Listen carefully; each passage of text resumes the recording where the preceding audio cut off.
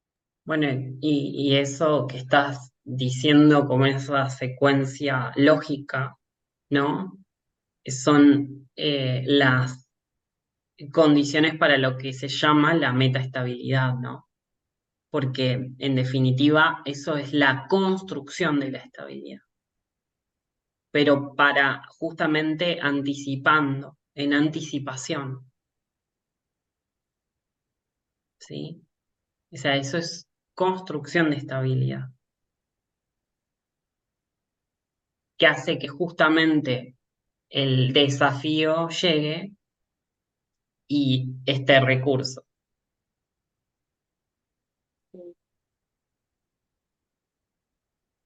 Pero eso es todo un proceso de aprendizaje, claramente.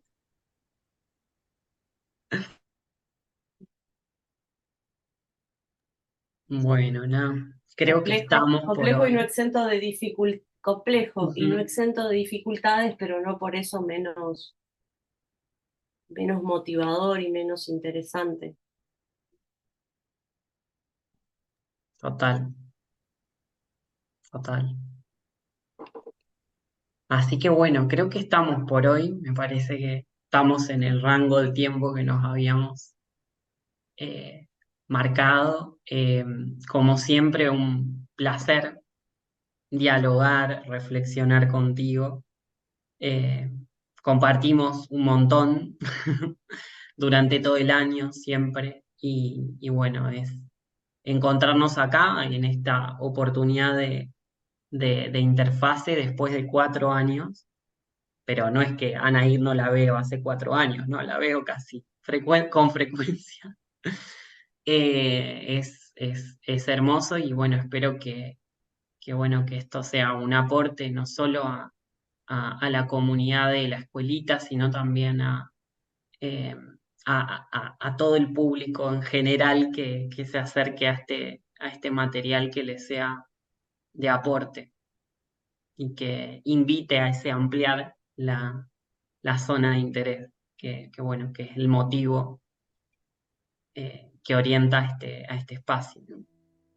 Así que bueno, gracias. Gracias a vos, Eva, y a uno de los que escucha del otro lado. Hasta pronto. Ya nos veremos. Hasta pronto.